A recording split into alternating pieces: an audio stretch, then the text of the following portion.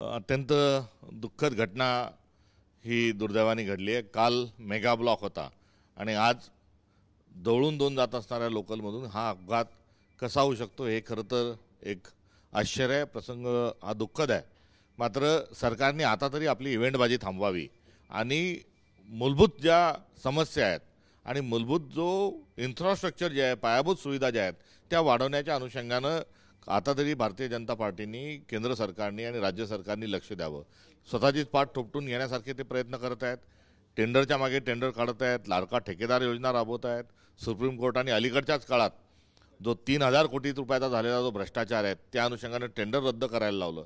त्यामुळे पायाभूत सुविधा या सुधारण्याच्या अनुषंगाने आणि वाढवण्याच्या अनुषंगाने हे सरकार काहीच करत नाही आणि हा एकंदरीत या सर्वाचा बळी आहे असं म्हटलं तर अतिशयोक्ती होणार नाही। या घटनेला संपूर्णतः केंद्र सरकार आणि राज्य सरकार जबाबदार आहे।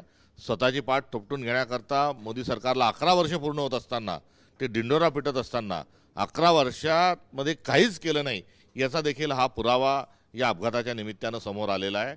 या सर्व मृतकांच्या परिवाराला त्यांच्या परिवारातून एकाला नोकरी ही केंद्र सरकारने द्यावी, जे जखमी आहेत त्यांचा उपचार करावा आणि एक सुनिश्चित आणि एक विशिष्ट रक्कम 25 लाख रुपये हा प्रत्येक मृत व्यक्तीच्या परिवाराला द्यावा ही आमची मागणी आहे। मुंबईची लाईफलाईन आहे लोकल म्हणजे 60 लाखपेक्षा जास्त प्रवासी रोज प्रवास करतात। इन्फ्रास्ट्रक्चर लोकसंख्येच्या अनुरूप वाढलेलं नाही।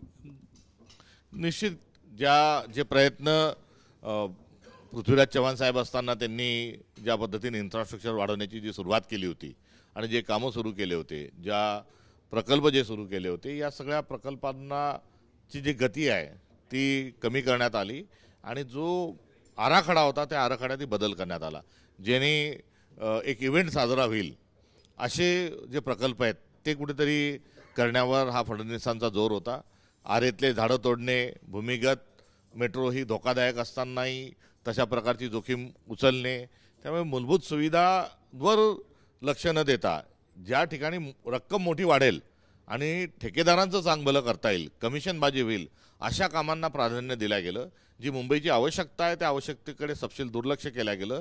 त्यामुळे लुटो बाटो हाच एक प्रयत्न त्या ठिकाणी प्रत्येक वेळेस हा होत आहेत आणि यामध्ये एक अत्यंत संतापजनक जी बाब आहे ती मुंबई महानगरपालिका, माडा, सिडको आणि MMRDA यांचं एक कॅरिडॉर हा देवेंद्र फडणवीसांनी तयार केला आहे आणि हा भ्रष्टाचाराचा कॅरिडॉर आहे।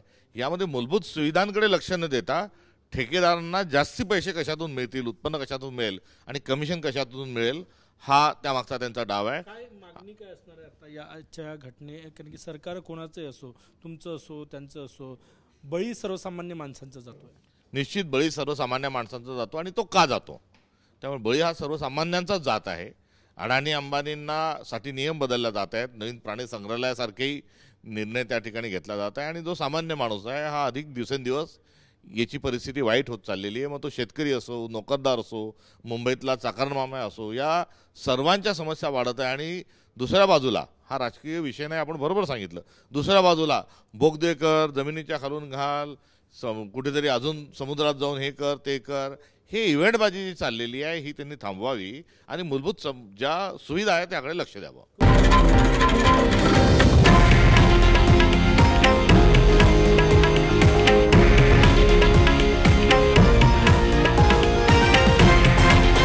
हे आहे देशातील नंबर 1 न्यूज नेटवर्क आणि आपण पाहत आहात TV9 मराठी, एकमेव।